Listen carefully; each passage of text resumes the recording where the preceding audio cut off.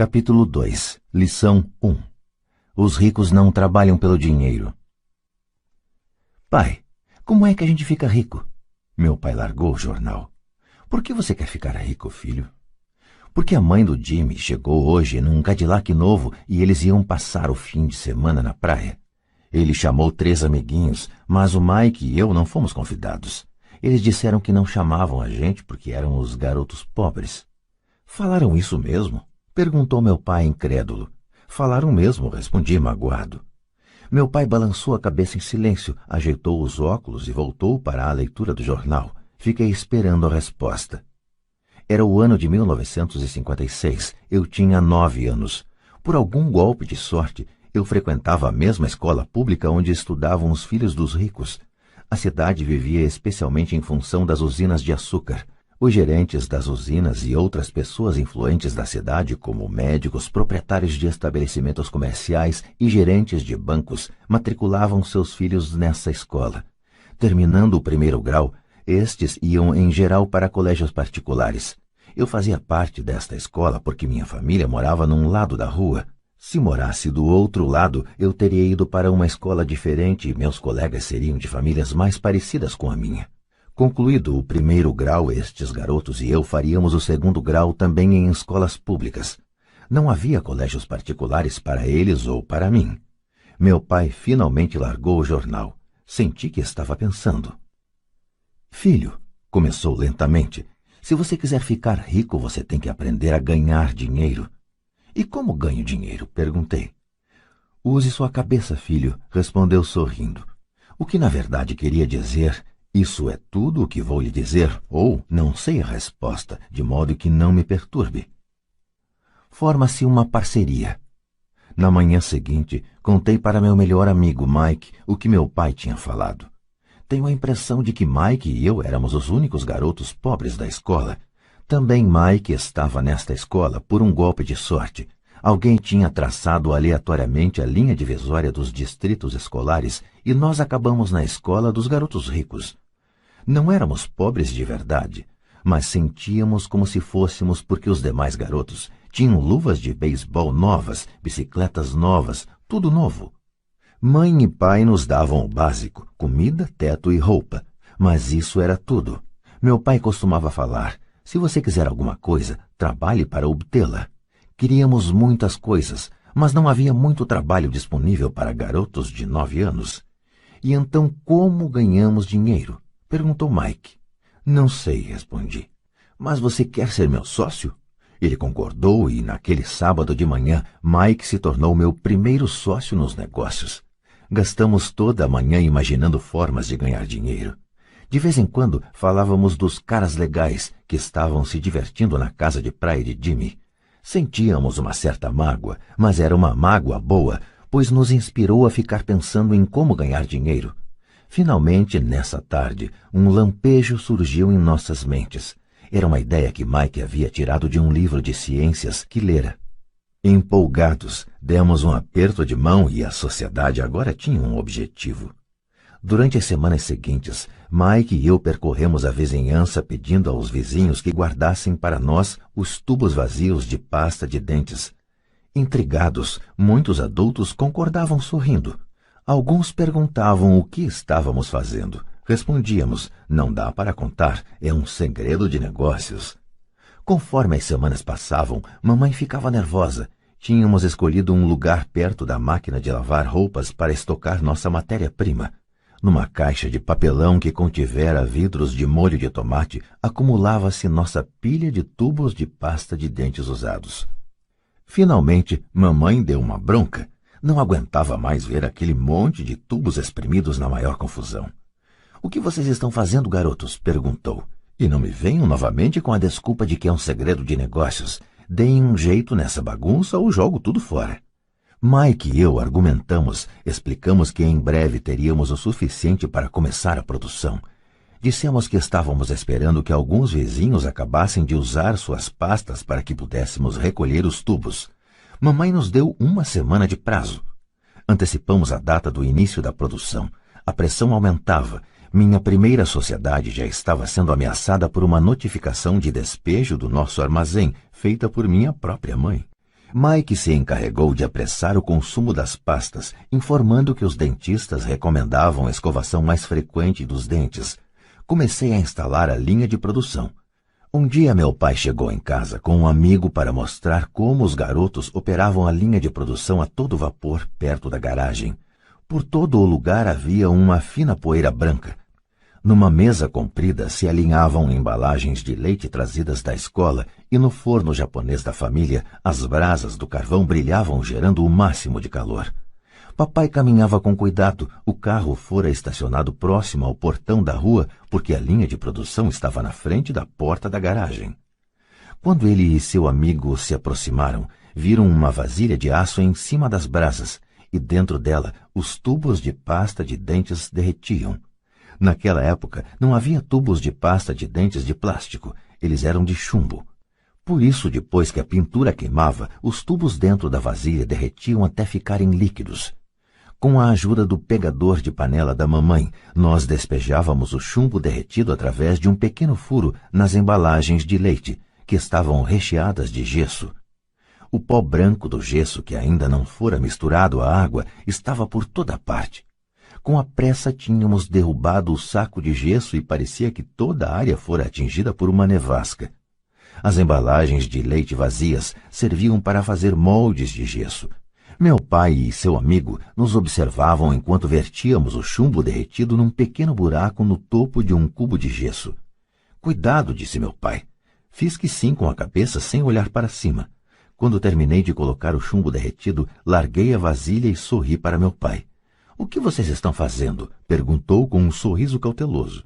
Estamos fazendo o que você me mandou fazer. Estamos nos tornando ricos, respondi. Somos sócios, disse Mike, sorrindo e balançando a cabeça. E o que há nesses moldes de gesso? Perguntou papai. Veja, falei. Esta vai ser uma boa fornada. Com um pequeno martelo, bati no selo que dividia o cubo em dois. Com cuidado puxei a parte de cima do molde de gesso e uma moedinha de chumbo caiu. Minha nossa, falou papai, vocês estão cunhando moedinhas de chumbo? Certo, falou Mike. Estamos fazendo o que o senhor disse, estamos fazendo dinheiro. Em inglês, usa-se a mesma expressão para significar fazer e ganhar dinheiro, make money. O amigo de meu pai se virou e caiu na gargalhada. Meu pai sorriu e balançou a cabeça. À sua frente estavam, além do fogo e da caixa de tubos de pasta de dentes vazios, dois garotos cobertos por uma poeira branca rindo de orelha a orelha. Meu pai pediu que largássemos tudo e nos sentássemos com ele no degrau da frente de casa. Sorrindo, nos explicou carinhosamente o que significava a palavra falsificação. Nossos sonhos estavam desfeitos. Você quer dizer que isto é ilegal? Perguntou Mike com um soluço na voz. Deixe eles, disse o amigo de meu pai. Eles podem estar desenvolvendo um talento natural. Meu pai olhou para ele furioso. Sim, é ilegal, falou o papai calmamente. Mas vocês demonstraram muita criatividade e ideias originais. Continuem, estou orgulhoso de vocês. Desapontados, Mike e eu ficamos sentados uns 20 minutos antes de começarmos a arrumar a bagunça. O negócio fora encerrado no próprio dia da inauguração. Varrendo a poeira, olhei para Mike e falei. Acho que Jimmy e os amigos dele estavam certos. Somos pobres. Quando falei isso, meu pai já estava saindo. Garotos, falou, vocês só serão pobres se desistirem. O mais importante é que fizeram alguma coisa. Muitas pessoas falam e sonham em ficar ricas. Vocês fizeram alguma coisa. Estou muito orgulhoso de vocês. Repito, continuem, não desistam. Mike e eu ficamos quietos, calados. Eram palavras simpáticas, mas nós ainda não sabíamos o que fazer. Então por que você não é rico, papai? Perguntei. Porque resolvi ser professor. Os professores não estão muito preocupados em ficar ricos. Nós gostamos de ensinar. Gostaria de poder ajudar vocês, mas na verdade não sei como ganhar dinheiro. Mike e eu voltamos à arrumação. Falou meu pai. Se vocês querem aprender como enriquecer, não perguntem para mim. Falem com seu pai, Mike. Meu pai? Perguntou Mike, surpreso. Sim, seu pai, repetiu papai com um sorriso. Seu pai e eu temos conta no mesmo banco e o gerente está encantado com seu pai. Ele me disse várias vezes que seu pai é brilhante quando se trata de ganhar dinheiro. Meu pai? repetiu Mike incrédulo. Então por que não temos uma casa bonita, um carrão como os garotos ricos da escola? Um carrão e uma casa bonita não querem necessariamente dizer que você é rico ou que tem muito dinheiro, respondeu papai. O pai de Jimmy trabalha na usina. Ele não é muito diferente de mim. Ele trabalha para uma empresa e eu trabalho para o governo. A empresa compra o carro para ele. Se a usina tiver problemas financeiros, o pai de Jimmy pode acabar sem nada. Seu pai é diferente, Mike. Ele parece estar construindo um império e desconfio que em alguns anos ele será um homem muito rico. Ao ouvir isso, Mike e eu nos empolgamos novamente. Mais dispostos, limpamos a confusão provocada por nosso defunto negócio. Enquanto limpávamos, fazíamos planos sobre quando e onde falar com o pai de Mike. O problema é que o pai de Mike trabalhava muito e às vezes chegava muito tarde em casa. Ele era dono de armazéns, de uma empresa de construção, de uma cadeia de lojas e de 3 restaurantes. Eram os restaurantes que o faziam voltar para casa tarde. Acabada a limpeza, Mike se despediu. Ele iria falar com seu pai à noite e perguntar se este queria nos ensinar a ficar ricos. Mike prometeu me ligar assim que tivesse uma resposta, mesmo que fosse tarde. Às 20h30 tocou o telefone. Ok, falei. Sábado que vem, e desliguei. O pai de Mike concordara em conversar conosco. Às 7h30 de sábado, peguei o ônibus para o lado pobre da cidade. Começam as lições. Vou pagar a vocês 10 centavos por hora. Mesmo pelos padrões de remuneração vigentes em 1956, era pouco. Michael e eu encontramos seu pai às 8 daquela manhã. Ele estava ocupado e trabalhando há mais de 1 hora. Seu supervisor de construções já estava saindo na caminhonete quando entrei naquele lar simples, pequeno, arrumado. Mike me esperava na porta. Papai está no telefone e ele falou para esperar na varanda dos fundos, disse Mike ao abrir a porta. O antigo assoalho de madeira chiou quando passei pela soleira da velha casa. Do lado de fora havia um capacho simples escondendo os muitos anos de uso e os incontáveis passos que suportara. Apesar de limpo, precisava ser substituído. Quando entrei na sala estreita, senti claustrofobia. O cômodo estava mobiliado com móveis que hoje seriam objeto de colecionadores. 2 mulheres estavam sentadas no sofá, eram um pouco mais velhas do que a minha mãe. Em frente às mulheres estava um homem em trajes de trabalhador.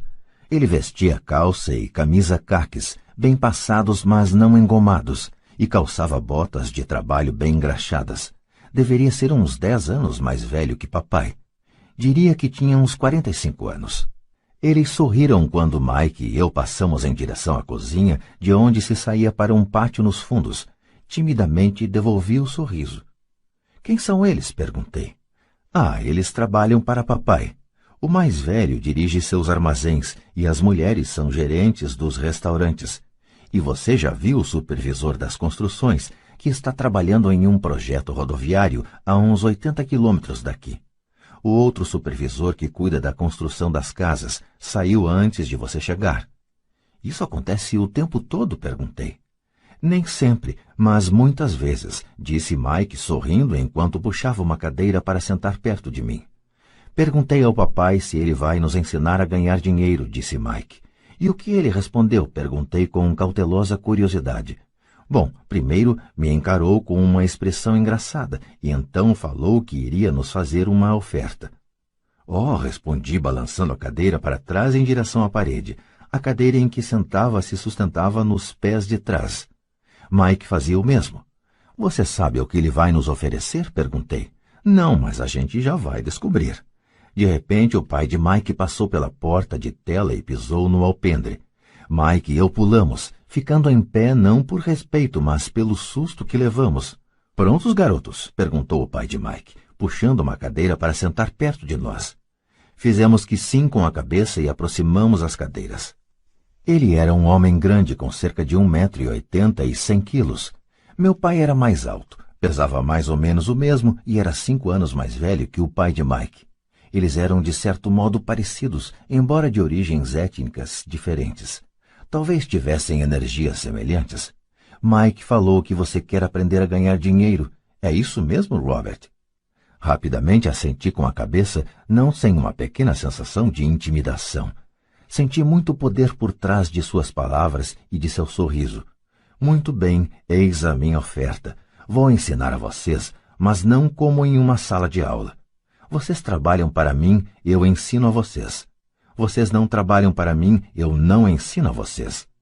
Posso ensinar mais rápido se trabalharem e não fico perdendo tempo se só ficarem sentados escutando, como fazem na escola. Esta é minha oferta, é pegar ou largar. Posso fazer uma pergunta antes, falei. Não, é pegar ou largar. Tenho trabalho demais para perder tempo. De qualquer modo, se você não puder se decidir logo, não vai aprender nunca a ganhar dinheiro. As oportunidades vêm e vão. Ser capaz de tomar decisões rápidas é uma habilidade importante. Você tem a oportunidade que pediu.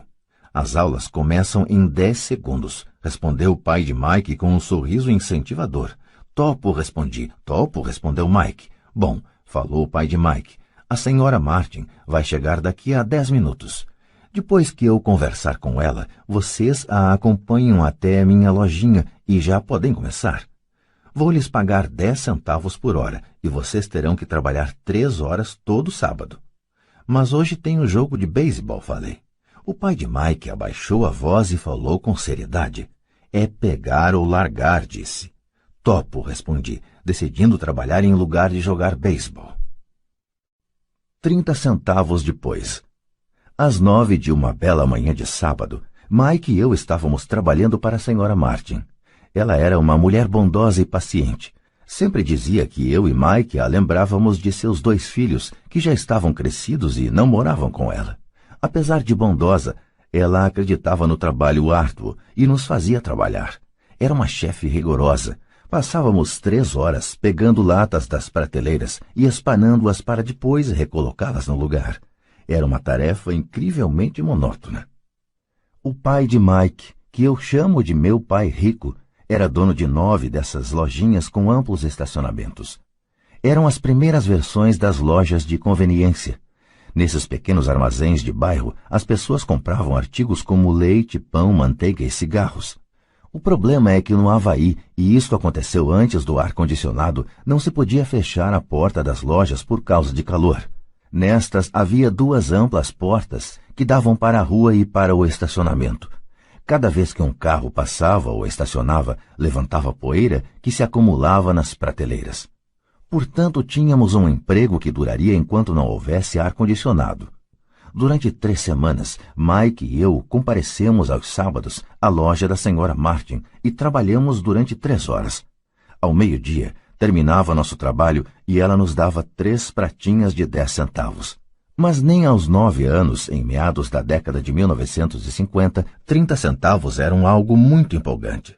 Na época, um gibi custava 10 centavos, de modo que, em geral, eu gastava meu dinheiro com revistas em quadrinhos e voltava para casa. Na quarta-feira da 4ª semana, eu já estava a fim de largar. Tinha concordado em trabalhar só porque eu queria aprender a ganhar dinheiro com o pai do Mike, mas agora era um escravo por 10 centavos a hora. E ainda por cima, não tinha voltado a ver o pai do Mike desde aquele sábado. Desisto, falei para Mike na hora do almoço. O almoço da escola era horrível. A escola era monótona e agora já nem podia esperar pelos sábados. Mas o que estava me perturbando eram os 30 centavos. Desta vez Mike sorriu. De que é que você está rindo? Perguntei zangado e frustrado. Papai falou que isso ia acontecer.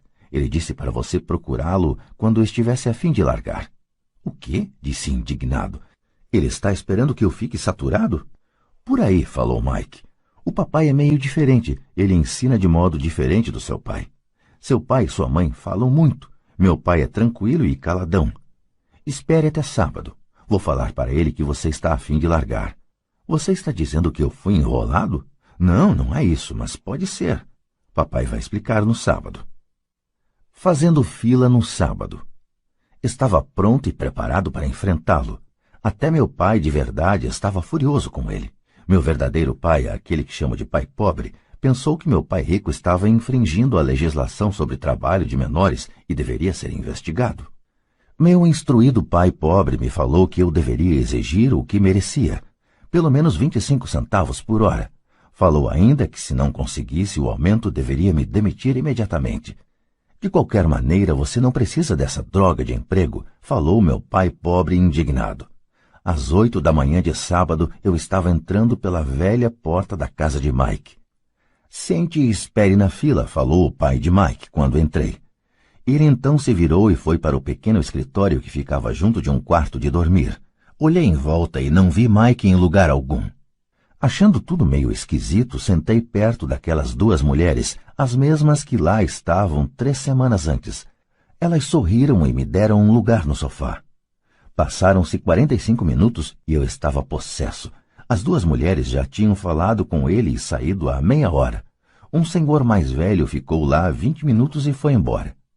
A casa estava vazia e eu sentado na sala antiquada, escura numa bela manhã do Havaí, esperando para falar com um avarento explorador de menores. Podia ouvi-lo se movimentando no escritório, falando ao telefone e me ignorando. Queria sair dali, mas por alguma razão fiquei. Finalmente, 15 minutos depois, exatamente às 9, o pai rico apareceu sem dizer palavra e me fez sinal com a mão para entrar no modesto escritório. Parece que você está querendo um aumento ou vai largar, falou o pai rico rodando a cadeira giratória. Bem, o senhor não está cumprindo sua parte do acordo. Falei quase em prantos. Para um garoto de 9 anos era de fato apavorante confrontar um adulto. O senhor falou que se eu trabalhasse para o senhor ia me ensinar. Eu trabalhei, dei duro, larguei meus jogos de beisebol para trabalhar. E o senhor não cumpriu sua palavra. Não me ensinou nada. O senhor é um desonesto, como todo mundo fala. O senhor é ganancioso. O senhor só quer todo o dinheiro e não se preocupa com seus empregados. O senhor me deixou esperando e não me respeita. Eu sou apenas um garoto e mereço ser tratado melhor. De sua cadeira giratória, as mãos no queixo, o pai rico me fitava. Parecia que estava me estudando. Nada mal, falou.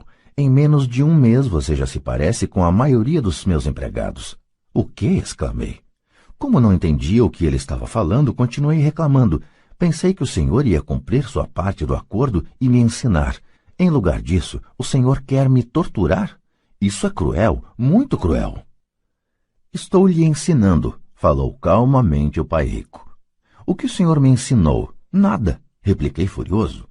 Nem falou comigo depois que eu aceitei trabalhar por uma merreca, 10 centavos por hora. Eu devia denunciar o senhor ao governo. Existem leis sobre o trabalho infantil, o senhor sabe disso. Meu pai trabalha para o governo. Uau, disse pai rico. Agora você parece com a maioria das pessoas que trabalharam para mim, pessoas que eu mandei embora ou que se demitiram. O que o senhor tem a me dizer? Questionei, sentindo-me muito corajoso para um moleque. O senhor mentiu para mim. Trabalhei e o senhor não manteve sua palavra. Não me ensinou nada. E como você sabe que não lhe ensinei nada? Perguntou calmamente pai rico. Bom, o senhor nunca falou comigo. Trabalhei 3 semanas e o senhor não me ensinou nada, disse com cara de zangado. Ensinar quer dizer falar ou dar uma aula? Perguntou o pai rico. Sim, lógico, respondi. É assim que a escola ensina, ele disse sorrindo. Mas não é assim que a vida ensina você, e eu diria que a vida é o melhor dos mestres. Na maioria das vezes a vida não fala com você. É mais como se ela lhe desse um empurrão. Cada empurrão é a vida dizendo, acorde, quero que aprenda alguma coisa. Do que este cara está falando? Pensei com meus botões. A vida me empurrando era a vida falando comigo? Agora tinha certeza que deveria largar o emprego. Eu estava falando com alguém que não regulava bem. Se você aprender as lições da vida, você vai se dar bem. Senão, a vida vai continuar dando trancos em você. Alguns apenas deixam a vida continuar batendo neles. Outros ficam zangados e batem de volta. Mas eles batem no patrão ou no emprego, no marido ou na mulher. Eles não sabem que é a vida que está batendo. Eu não tinha a menor ideia do que ele estava falando. A vida bate em todos nós. Alguns desistem, outros lutam. Alguns aprendem a lição e seguem em frente. Eles recebem satisfeitos os trancos da vida. Para estes, isto quer dizer que precisam e querem aprender alguma coisa. Eles aprendem e prosseguem em frente. A maioria desiste e uns poucos, como você, lutam. Pai Rico ficou em pé e fechou a velha janela de madeira que precisava de conserto. Continuou. Se você aprender esta lição, você se tornará um jovem sábio, rico e feliz. Se você não aprender, passará a vida culpando um emprego, um baixo salário ou seu chefe pelos seus problemas. Passará sua vida esperando por um golpe de sorte que resolva seus problemas de dinheiro. Pai Rico olhou para mim a fim de verificar se eu ainda estava ouvindo. Seus olhos encontraram os meus. Estabeleceu-se uma comunicação entre nossos olhares. Finalmente me afastei ao perceber que tinha assimilado esta última mensagem. Sabia que ele estava certo. Eu o estava culpando e eu tinha pedido para aprender. Eu estava lutando. Pai Rico continuou. Se for o tipo de pessoa que não tem garra, desistirá toda vez que a vida bater em você. Se for uma pessoa assim, passará sua vida buscando segurança, fazendo as coisas certas, esperando por algo que nunca vai acontecer. E então morrerá como um velho rabugento. Terá um monte de amigos que gostam de você, porque é um cara trabalhador. Você passa a vida na rotina fazendo as coisas certas, mas a verdade é que a vida o leva à submissão. No fundo, você tem pavor de se arriscar. Queria, na verdade, vencer, mas o medo de perder é maior do que o entusiasmo da vitória. No íntimo, só você saberá que não foi atrás disso. Você escolheu a segurança. Nossos olhos voltaram a se encontrar. Por 10 segundos, ficamos nos encarando, e só depois que a mensagem foi recebida, nossos olhos se afastaram. O senhor estava me empurrando? Perguntei. Algumas pessoas achariam isso. Sorriu Pai Rico. Eu diria que apenas lhe mostrei o gostinho da vida. Que gostinho da vida? Respondi ainda zangado, mas agora curioso. Pronto até para aprender. Vocês dois garotos foram as primeiras pessoas na vida que me pediram para lhes ensinar a ganhar dinheiro.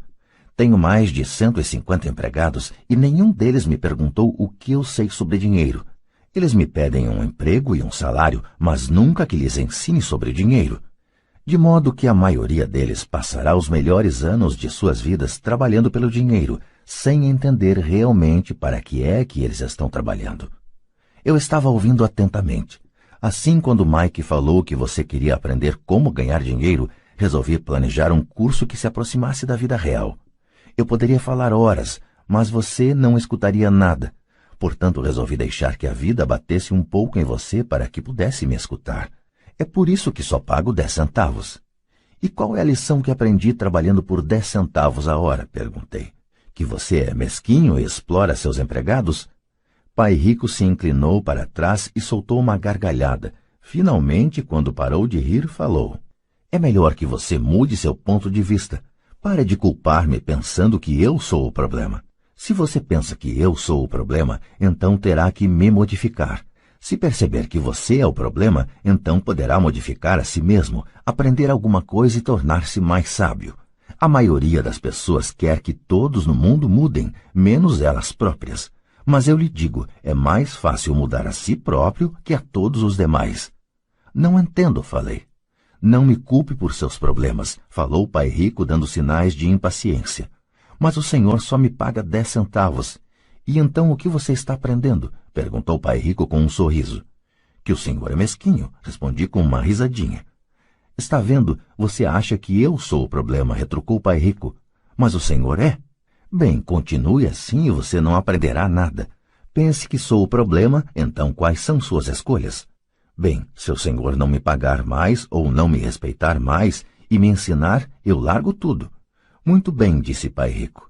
E isso é exatamente o que faz a maioria das pessoas. Elas se demitem e começam a procurar outro emprego, uma oportunidade melhor e um salário mais alto, pensando que um novo emprego ou um salário mais alto resolverão o problema. Não é o que acontece na maioria dos casos. Então, o que resolve o problema? Perguntei. Pegar esses miseráveis 10 centavos por hora e sorrir? Pai Rico sorriu. Isso é o que fazem as outras pessoas.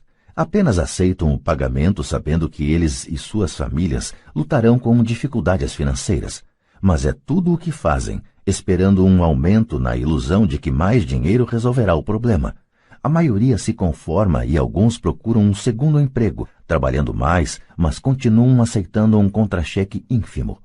Fiquei olhando para o chão, começando a entender a lição que Pai Rico estava apresentando.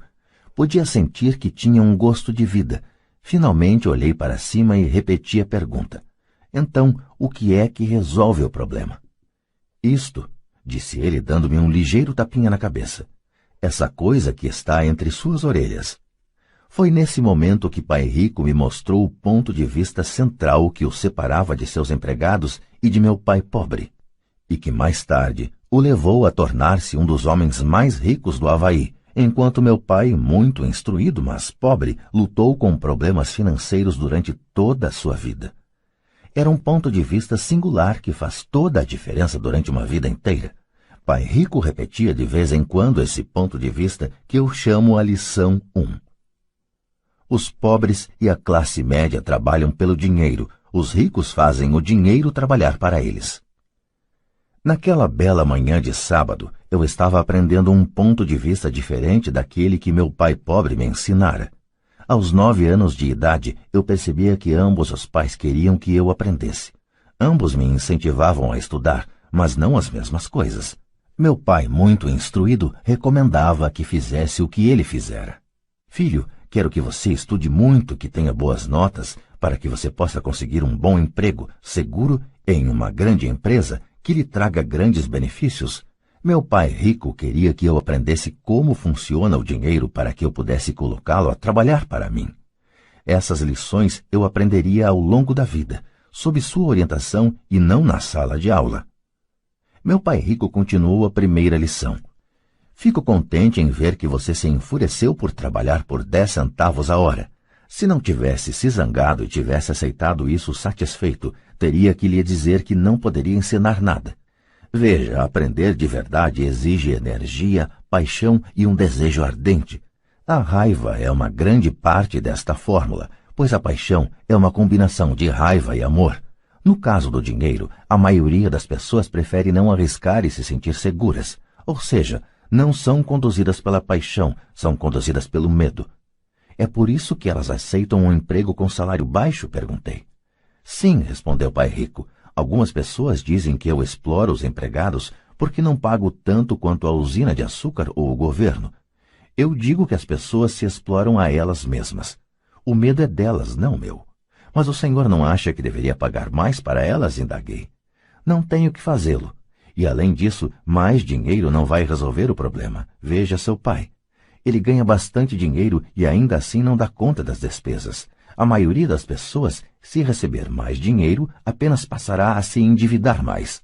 Daí os 10 centavos por hora, eu disse rindo. É parte da lição. Certo, sorriu Pai Rico. Você vê, seu pai estudou muito de modo que conseguiu um salário alto, mas ele ainda tem problemas financeiros porque nunca aprendeu nada sobre dinheiro na escola. E ainda por cima, ele acredita em trabalhar pelo dinheiro. E o senhor não acredita? Perguntei. Não, de verdade não, disse Pai Rico. Se você quiser aprender a trabalhar pelo dinheiro, então fique na escola. É um bom lugar para aprender isso.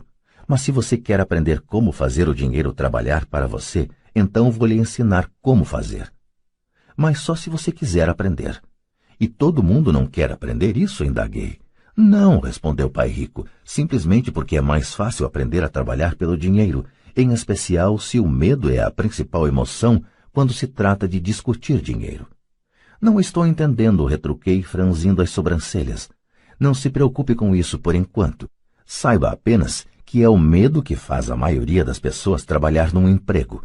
O medo de não pagar as contas, o medo de ser mandado embora, o medo de não ter dinheiro suficiente, o medo de começar de novo. Esse é o preço de aprender uma profissão ou habilidade e então trabalhar pelo dinheiro. A maioria das pessoas se torna escrava do dinheiro e fica zangada com o patrão. Aprender a pôr o dinheiro a trabalhar para a gente é um tipo de estudo totalmente diferente? Perguntei. Sem dúvida, respondeu Pai Rico. Ficamos sentados em silêncio contemplando a bela manhã. Meus amigos deviam estar começando seu jogo de beisebol infantil. E por alguma razão, agora eu estava feliz de ter decidido trabalhar por 10 centavos a hora. Sentia que estava a ponto de aprender alguma coisa que meus colegas não aprenderiam na escola. Pronto para aprender? Perguntou Pai Rico. Sem dúvida, respondi com um risinho. Estou cumprindo minha promessa. Estive ensinando a você de longe, falou Pai Rico. Aos 9 anos de idade, você teve um gostinho do que é trabalhar pelo dinheiro. Multiplique seu mês passado por 15 anos e você terá uma ideia do que muitas pessoas passam a vida fazendo. Não entendo, falei. Como você se sentiu esperando na fila para falar comigo? Uma vez para ser contratado e outra para pedir um aumento. Péssimo, disse. Quando se opta por trabalhar pelo dinheiro, essa é a vida que levam muitas pessoas, disse Pai Rico. E como se sentiu quando a senhora Martin pôs na sua mão 30 centavos por 3 horas de trabalho? Achei que não era suficiente, parecia que não valia nada. Fiquei desapontado, respondi. É assim que a maioria dos empregados se sente quando recebe seus contra-cheques, especialmente com todos os descontos de impostos e outros itens. Pelo menos você recebeu 100%. O senhor está dizendo que a maioria dos empregados não recebe tudo? Perguntei espantado. Claro que não, disse Pai Rico. O governo sempre tira sua parte antes. E como é que ele faz? Perguntei. Impostos, disse Pai Rico. Você paga impostos quando ganha. Você paga impostos quando gasta. Você paga impostos quando poupa. Você paga impostos quando morre. Por que é que as pessoas deixam que o governo faça isso com elas? Os ricos não deixam, disse Pai Rico com um sorriso. Os pobres e a classe média deixam. Aposto que ganho mais que seu pai e, contudo, ele paga mais impostos. E como pode ser? Perguntei. Aos 9 anos de idade, isso não fazia sentido para mim. Por que alguém deixaria o governo fazer isso com ele? Pai Rico ficou sentado em silêncio. Acho que ele queria que eu ouvisse em lugar de ficar falando besteira. Finalmente me acalmei. Não tinha gostado do que ouvira.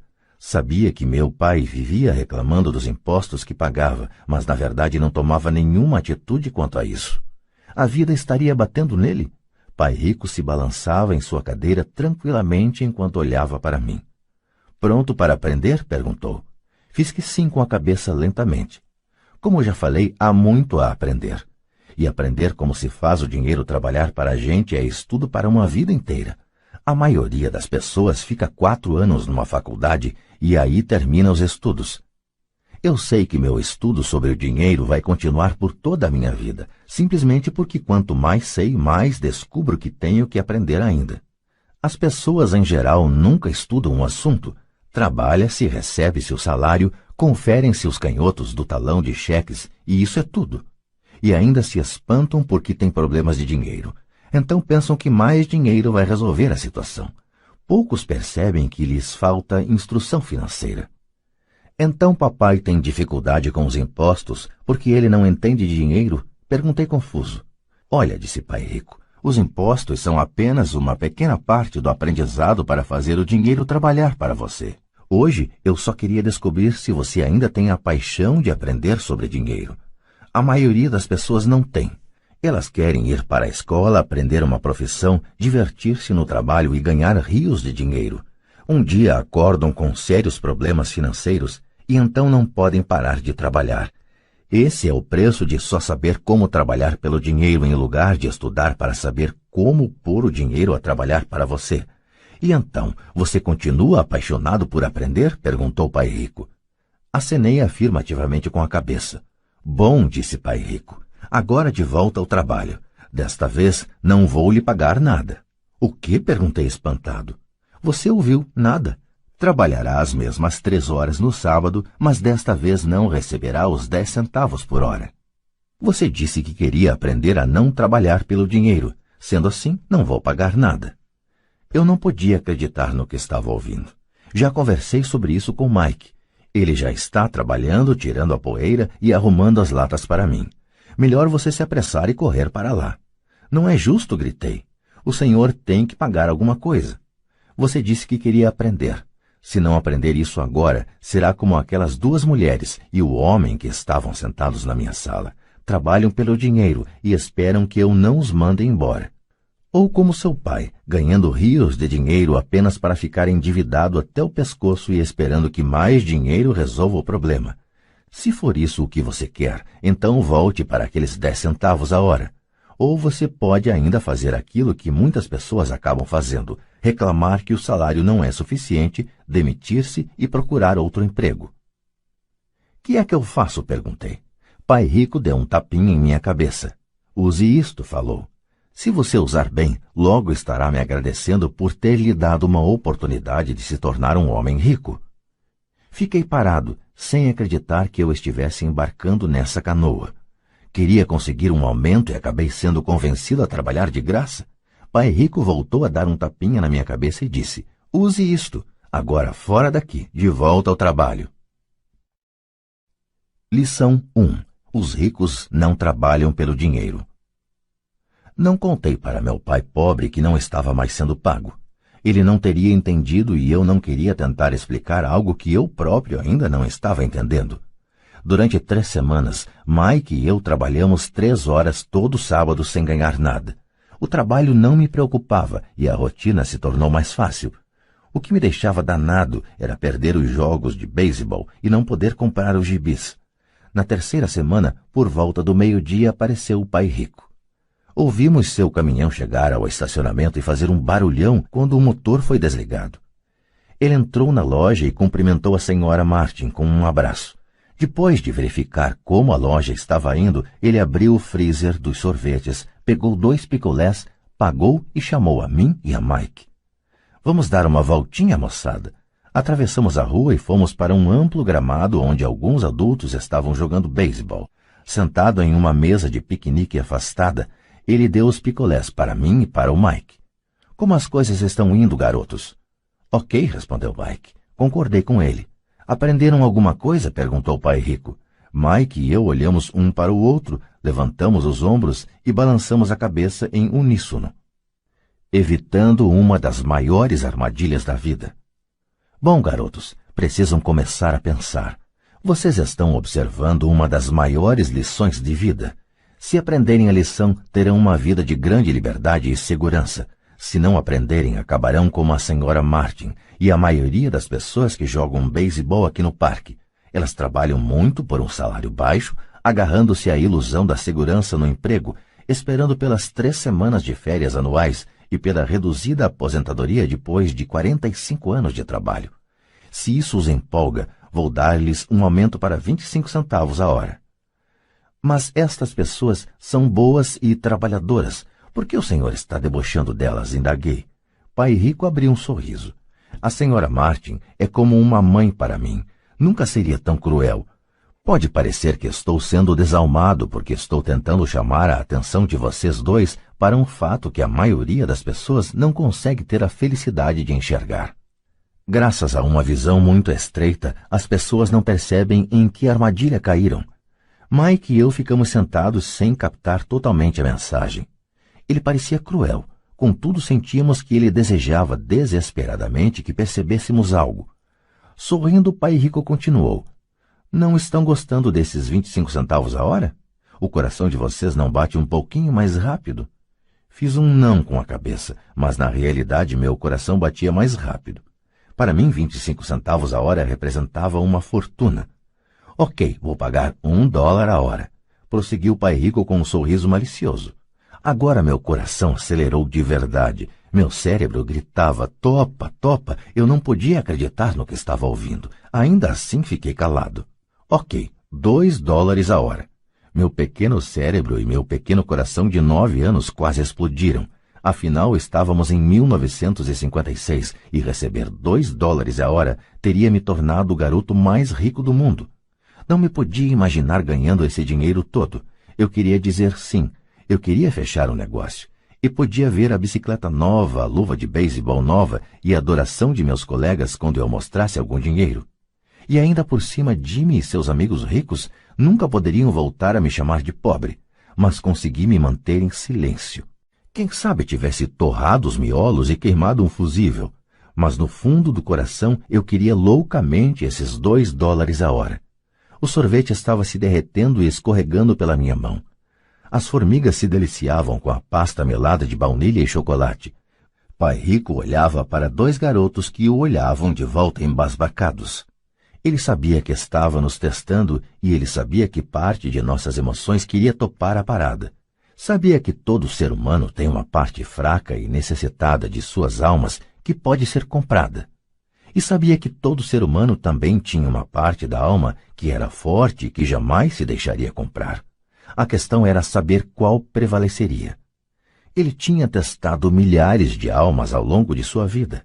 Ele testava almas toda vez que entrevistava um candidato a emprego. Ok, $5 a hora. De repente fez-se um silêncio dentro de mim. Alguma coisa tinha mudado. A oferta era grande demais e se tornara ridícula. Nem muitos adultos ganhavam $5 por hora em 1956. A tentação se esvaiu e a calma se instalou. Lentamente me virei para a esquerda para olhar Mike. Ele devolveu meu olhar. A parte de minha alma que era fraca e necessitada estava silenciada. A parte que não se vendia estava à frente. Então uma calma e uma certeza sobre o dinheiro invadiram meu cérebro e minha alma. Sabia que Mike também chegara a esse ponto. Muito bem, disse Pai Rico suavemente. A maioria das pessoas tem um preço. E tem um preço por causa de duas emoções humanas, o medo e a ambição.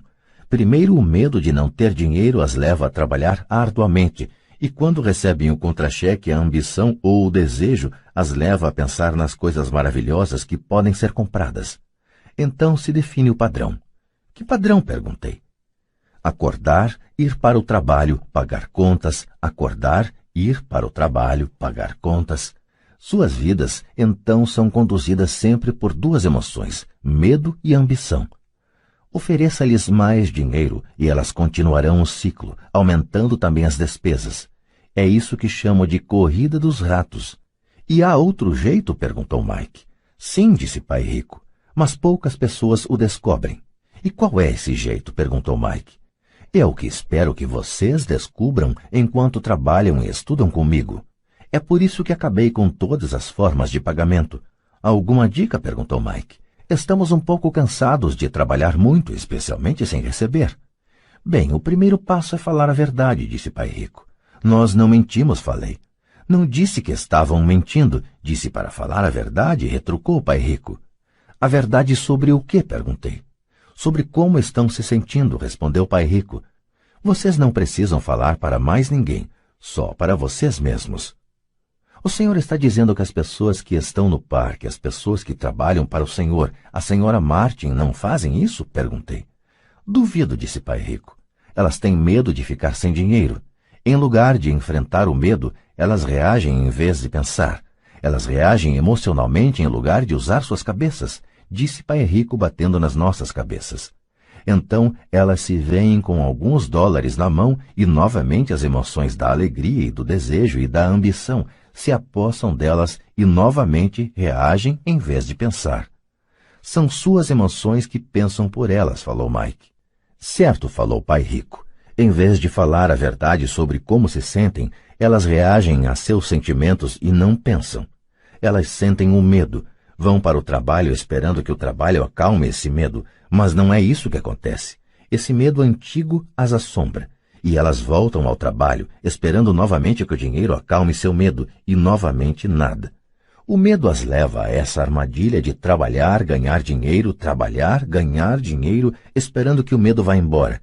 Mas a cada dia elas acordam, e o velho medo acorda com elas.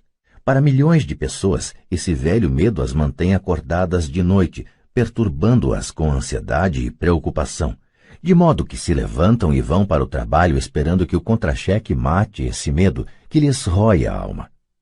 O dinheiro conduz suas vidas e elas se recusam a aceitar essa verdade. O dinheiro controla suas emoções e, consequentemente, suas almas. Pai Rico ficou sentado, quieto, deixando que assimilássemos suas palavras. Mike e eu havíamos escutado o que ele disse, mas da verdade não entendemos o que ele falou.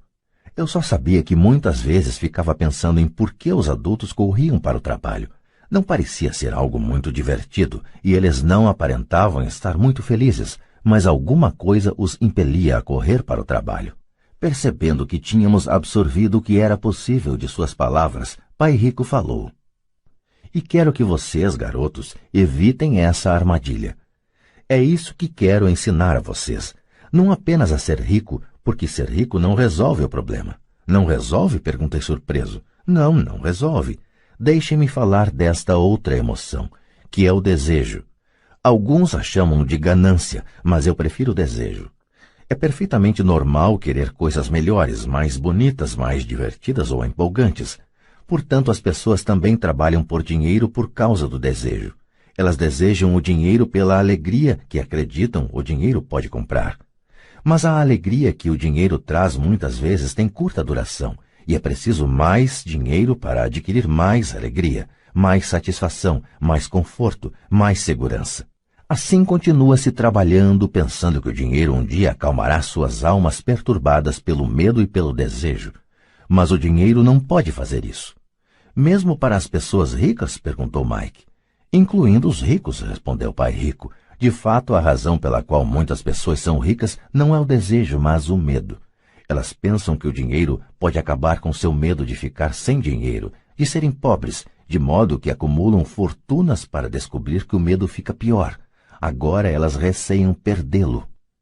Tenho amigos que continuam trabalhando mesmo quando já têm muito. Sei de pessoas que têm milhões e estão mais apavoradas do que quando eram pobres. Estão aterrorizadas com a possibilidade de perder todo o seu dinheiro. Os medos que as levaram a se tornarem ricas ficam maiores. Essa parte fraca e necessitada de suas almas, na verdade, grita ainda mais forte. Não querem perder suas mansões, seus carros, a vida de luxo que o dinheiro pode comprar. Preocupam-se com o que seus amigos dirão se perderem todo o seu dinheiro. Muitos estão emocionalmente desesperados e neuróticos, embora pareçam ricos e tenham grandes fortunas. Então a pessoa pobre é mais feliz? Perguntei. Não acho, replicou o pai rico. Evitar o dinheiro é tão neurótico quanto ser apegado ao dinheiro. Como se isso tivesse sido uma deixa, o mendigo da cidade passou perto de nossa mesa, parou junto ao cesto de lixo e começou a vasculhar. Nós três observamos com grande interesse. Talvez antes o tivéssemos ignorado. Pai Rico tirou da carteira uma nota de $1 e fez um gesto para o velho. Este, ao ver o dinheiro, se aproximou imediatamente, pegou a nota, agradeceu profusamente e saiu encantado com sua boa sorte. Ele não é muito diferente da maioria dos meus empregados, disse Pai Rico. Já encontrei tanta gente que fala, não estou interessado no dinheiro. Contudo, eles trabalham 8 horas por dia nos seus empregos. Isso é uma negação da verdade. Se não estão interessados no dinheiro, então por que é que trabalham? Esse tipo de pensamento é possivelmente mais neurótico do que o de uma pessoa que junta dinheiro. Enquanto eu estava ali sentado, ouvindo meu pai rico, minha mente recordava as inúmeras vezes em que meu próprio pai dizia, não estou interessado no dinheiro. Ele falava isso frequentemente. Também se justificava dizendo sempre, trabalho porque gosto do que faço. Então o que temos que fazer? Perguntei. Não trabalhar pelo dinheiro até perder todos os resquícios de medo e ganância? Não, isso seria uma perda de tempo, falou o pai rico. As emoções são o que nos torna humanos. Elas nos tornam reais. A palavra emoção representa energia em movimento. Seja sincero ao respeito de suas emoções e use sua mente e suas emoções a seu favor, não contra você. Nossa, exclamou Mike. Não se preocupe com o que acabei de falar. Daqui a alguns anos você entenderá melhor. Observe suas emoções, não reaja a elas. A maioria das pessoas não percebe que está pensando com suas emoções. Suas emoções são suas emoções, mas você precisa aprender a pensar por si próprio. O senhor poderia dar um exemplo, pedi? Lógico, retrucou o pai rico. Quando uma pessoa fala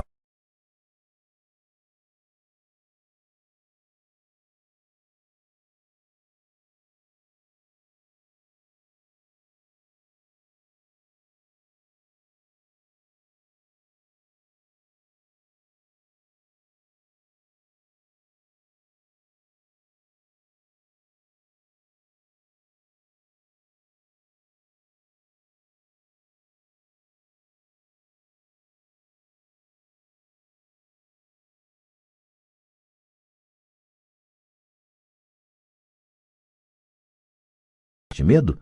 Na minha opinião, a resposta é não, especialmente se levarmos em conta a duração da vida da pessoa. Um emprego é, na verdade, uma solução de curto prazo para um problema de longo prazo. Mas meu pai sempre fala, vá para a escola, tire notas boas para que possa conseguir um emprego bom e seguro, disse eu, um pouco confuso. Sim, entendo o que ele diz, afirmou o pai rico sorrindo. A maioria das pessoas aconselha isso e costuma considerar uma boa ideia. Mas, em geral, é o medo que leva as pessoas a dar esse conselho. O senhor quer dizer que meu pai fala isso porque tem medo? Sim, respondeu o pai rico. Seu pai está apavorado com a possibilidade de você não ser capaz de ganhar dinheiro e enquadrar-se na sociedade. Não me entenda mal. Ele o ama e quer o melhor para seu filho. E eu acho que seu receio se justifica. Instrução e emprego são coisas importantes, mas elas não resolvem a questão do medo. Veja, é esse mesmo medo que o faz levantar todas as manhãs para ganhar alguns dólares e o que o leva a preocupar-se tanto com que você vá para a escola. E o senhor aconselha o quê? Perguntei. Quero ensinar a vocês o domínio sobre o poder do dinheiro, a não ter medo dele. E isso não é ensinado na escola. Se não aprenderem isso, se tornarão escravos do dinheiro. Começava finalmente a fazer sentido. Ele queria abrir nossos horizontes, mostrar-nos o que a senhora Martin não via, o que seus empregados não viam, ou, por falar nisso, o que meu pai não via. Naquele dia minha visão se ampliou e comecei a vislumbrar a armadilha que aguardava tanta gente. Vejam, em última análise, somos todos empregados. Só que trabalhamos em níveis diferentes, disse Pai Rico. Eu só quero que vocês tenham a chance de escapar da armadilha, a armadilha criada por essas duas emoções, o medo e o desejo. Usem-nas a seu favor, não contra. Isso é o que quero ensinar a vocês. Não estou interessado em ensinar apenas a ganhar rios de dinheiro. Isso não vai cuidar do medo e do desejo. Se primeiramente vocês não cuidarem do medo e do desejo e ficarem ricos, vocês serão apenas escravos bem pagos. E como escapar da armadilha? Perguntei. A causa principal da pobreza ou das dificuldades financeiras está no medo e na ignorância, não na economia, ou no governo, ou nos ricos. É o medo que instalamos em nós mesmos e a ignorância que mantém as pessoas presas na armadilha. Então vocês, garotos, vão para a escola e se formem. Eu lhes ensinarei como não cair na armadilha. As peças do quebra-cabeça começavam a se encaixar. Meu pai instruído tinha ótima formação e uma ótima carreira, mas a escola nunca lhe tinha dito como lidar com o dinheiro ou com seus medos. Tornava-se claro que eu poderia aprender coisas diferentes e importantes com dois pais. O senhor está falando do medo de não ter dinheiro. Como o desejo por dinheiro afeta nosso pensamento? Perguntou Mike. Como você se sentiu quando eu tentei com um aumento no pagamento? Você notou que seu desejo crescia? Balançamos a cabeça afirmativamente. Ao não ceder às suas emoções, vocês foram capazes de adiar suas reações e pensar. Isso é o mais importante. Sempre sentiremos emoções de medo e ambição. Daqui para frente, o mais importante será que vocês usem essas emoções a seu favor e a longo prazo e não apenas deixem que elas os conduzam e controlem seus pensamentos. A maioria das pessoas usam medo e a ambição contra si mesmas. Isso é o começo da ignorância. Grande parte das pessoas passa a vida atrás de contra-cheques, aumentos salariais e segurança no emprego por causa dessas emoções de desejo e medo, sem se questionar realmente para onde esses pensamentos conduzidos pela emoção as estão levando. É como a história do burro que movimenta o carro enquanto seu dono fica balançando uma cenoura à frente de seu nariz. O dono do burro pode estar indo aonde deseja ir, mas o burro está correndo atrás de uma ilusão. Amanhã só haverá outra cenoura para o burro. O senhor quer dizer que no momento em que eu imaginei a nova luva de beisebol, os doces e os brinquedos, isso era como a cenoura para o burro? Perguntou Mike.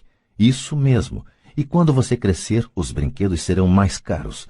Um carro novo, uma lancha e uma casa grande para impressionar seus amigos, disse Pai Rico com um sorriso.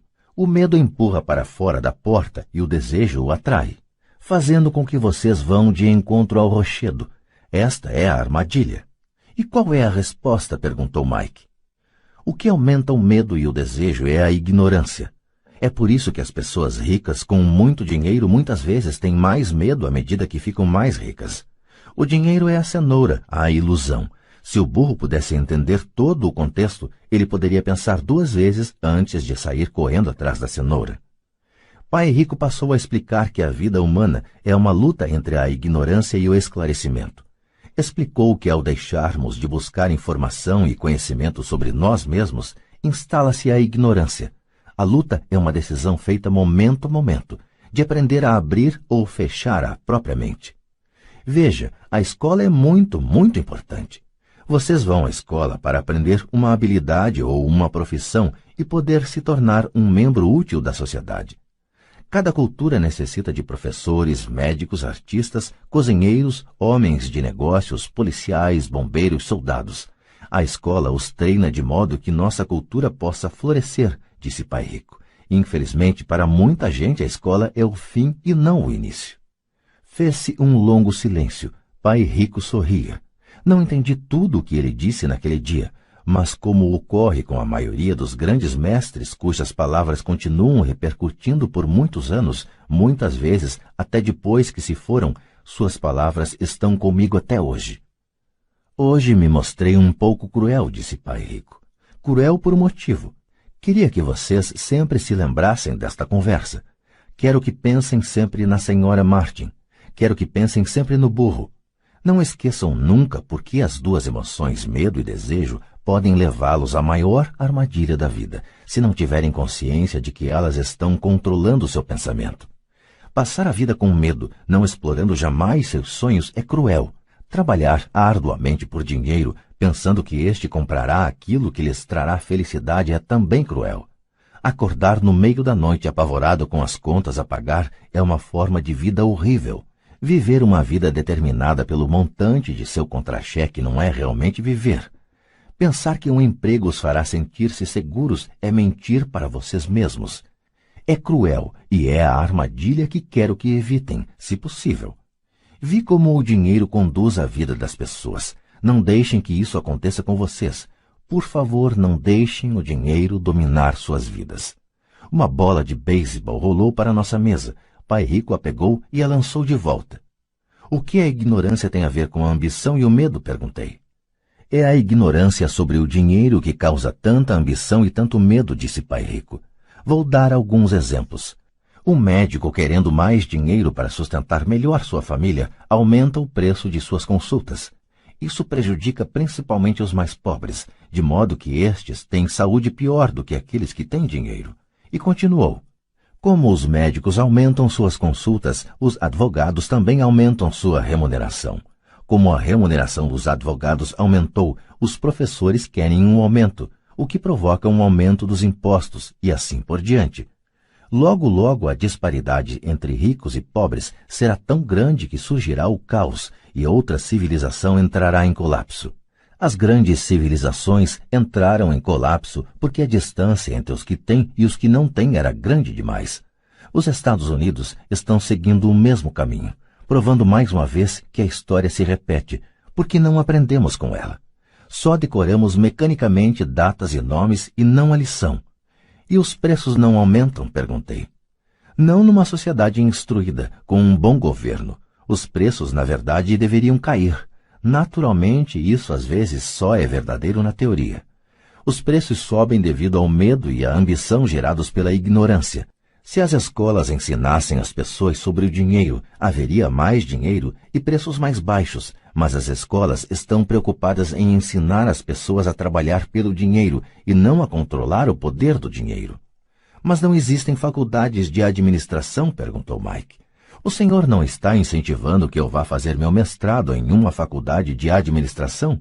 Sim, falou Pai Rico, mas na maioria das vezes as faculdades de administração treinam empregados que são profissionais sofisticados. Que os céus não permitam que um contador domine uma empresa. Tudo o que eles fazem é olhar para os números, demitir gente e aniquilar o negócio. Sei disso porque contrato contadores. Tudo o que eles pensam é cortar custos e aumentar preços, o que causa mais problemas. A contabilidade é importante.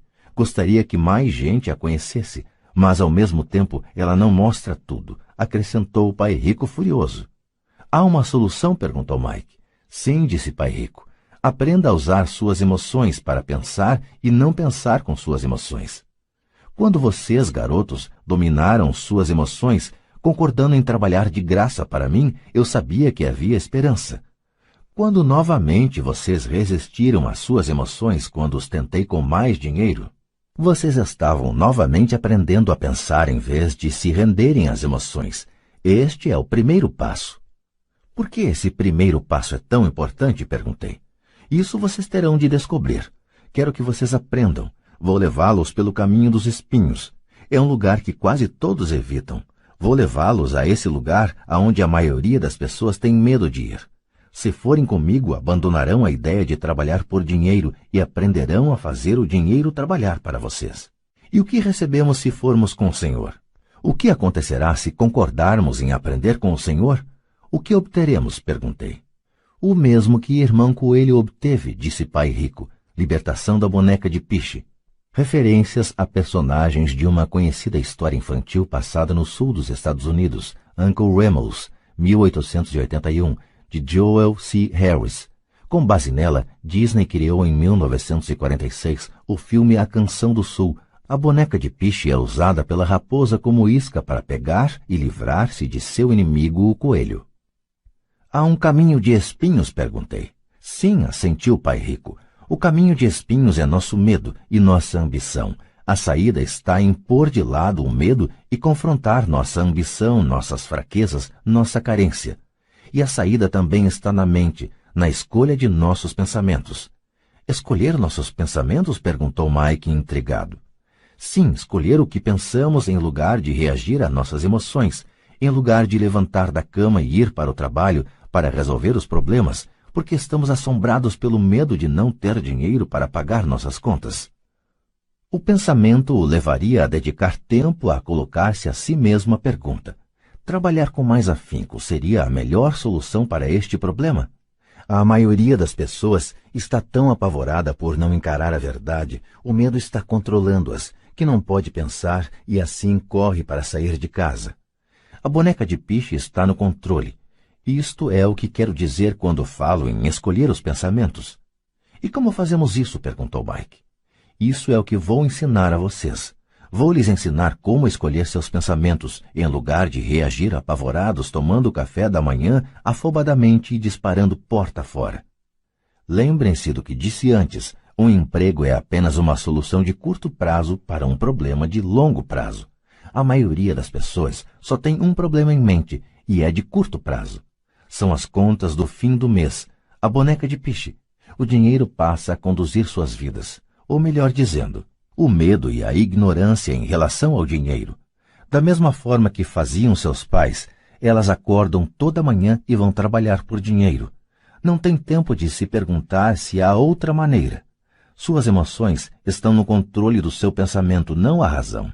O Senhor pode distinguir o pensar com as emoções do pensar com a cabeça? Perguntou Mike. Sim, eu ouço isso o tempo todo, respondeu Pai Rico. Ouço coisas como bem, todo mundo tem que trabalhar, ou os ricos são desonestos, ou vou procurar outro emprego, mereço esse aumento, eles não vão me passar para trás.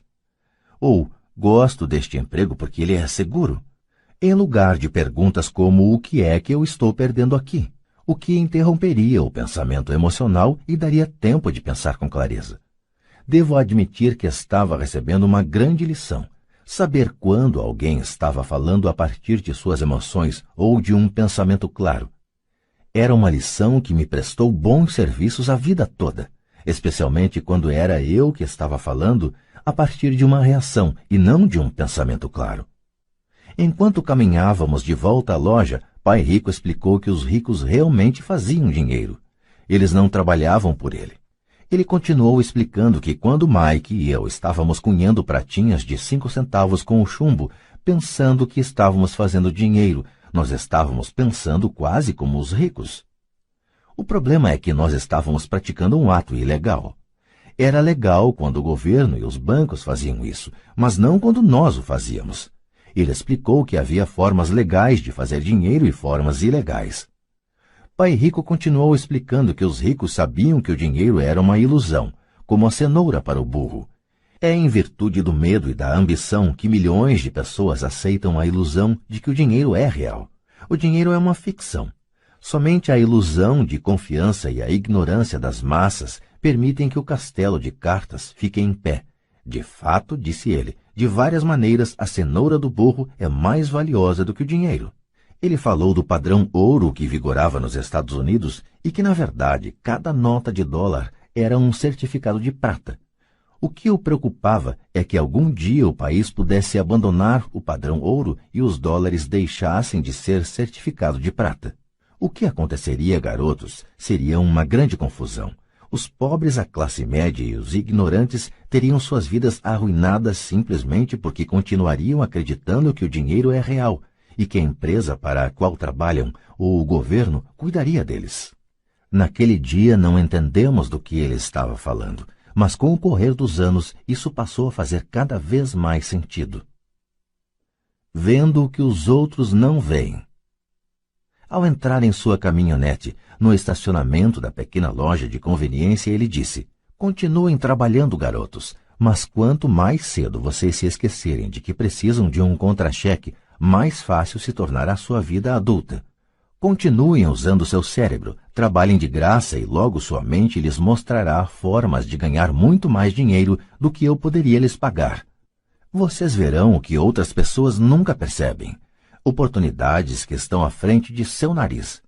A maioria jamais enxerga essas oportunidades porque estão atrás de dinheiro e segurança, e é isso que elas recebem. No momento em que vislumbrarem uma oportunidade, vocês a reconhecerão pelo resto de suas vidas. Quando conseguirem isso, vou lhes ensinar outra coisa. Aprendam essa lição e evitarão uma das maiores armadilhas da vida. Vocês não tocarão, nunca, jamais, nessa boneca de peixe. A boneca de peixe da história é totalmente pegajosa, daí a dificuldade de se livrar dela e dos problemas que ela provoca. Mike e eu pegamos nossas coisas na loja e nos despedimos da senhora Martin. Voltamos ao parque, ao mesmo banco da área de piquenique, e passamos várias horas pensando e conversando. Passamos a semana seguinte na escola, pensando e conversando. Durante outras 2 semanas, pensamos, conversamos e trabalhamos de graça. No fim do segundo sábado, estava eu outra vez me despedindo da senhora Martin e atirando um olhar sonhador para a estante das revistas em quadrinhos. O duro de não ganhar nem mesmo 30 centavos aos sábados era que eu não tinha dinheiro para comprar gibis. De repente, enquanto a senhora Martin se despedia de Mike e de mim, vi que ela estava fazendo algo que eu nunca a vira fazer antes. Ou melhor, vira, mas nunca prestara atenção. A senhora Martin estava arrancando a metade superior da capa do gibi. Ela guardava essa metade e jogava numa caixa de papelão o resto da revestinha. Quando perguntei o que estava fazendo com as revestinhas, ela falou: "Estou jogando fora. Devolvo a parte de cima da capa para o distribuidor das revistas, que me dá um crédito quando traz os novos gibis. Ele vai chegar daqui a 1 hora. Mike e eu esperamos 1 hora. Quando ele chegou, perguntei se podíamos ficar com os gibis velhos. Ele respondeu: "Vocês podem ficar se vocês trabalharem nesta loja e não os revenderem." Nossa parceria ressuscitou. A mãe de Mike tinha um quarto vazio no porão da casa. Nós o limpamos e começamos a empilhar ali centenas de gibis. Em pouco tempo, nossa biblioteca de gibis estava aberta ao público. Contratamos a irmã caçula de Mike, que adorava estudar para ser bibliotecária. Ela cobrava de cada criança um ingresso de 10 centavos e a biblioteca permanecia aberta depois das aulas, das 14h30 às 16h30, todos os dias. Os frequentadores, as crianças da vizinhança, podiam ler quantos gibis conseguissem nessas 2 horas. Era uma pechincha, pois cada gibi custava 10 centavos e podiam-se ler 5 ou 6 nessas 2 horas.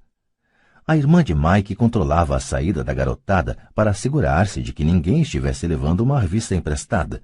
Ela também controlava os livros, registrava quantas crianças compareciam diariamente, quem eram elas e os comentários que faziam. Recebia $1 por semana e deixávamos que lesse de graça quantos gibis desejasse, o que ela fazia raramente porque estava sempre estudando. Mike e eu mantivemos o acordo de trabalhar todo sábado na loja e arrecadávamos os gibis descartados.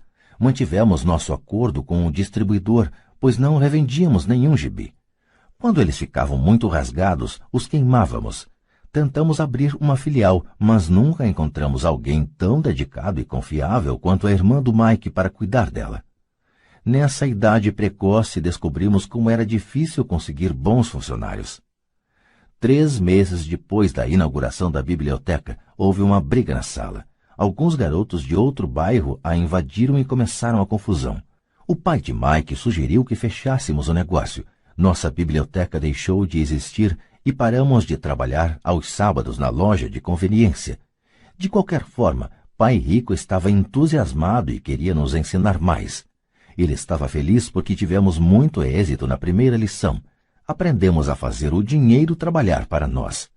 Como não tínhamos recebido pagamento pelo trabalho na loja, forçamos nossa imaginação identificando uma oportunidade de ganhar dinheiro. Ao começar nosso próprio negócio, a biblioteca de gibis, estávamos controlando nossas próprias finanças e não dependendo de um empregador. A melhor parte é que nosso negócio rendia dinheiro para nós, mesmo que nós não estivéssemos fisicamente presentes. Nosso dinheiro trabalhava para nós. Em lugar de nos pagar em dinheiro, Pai Rico tinha nos dado muito mais.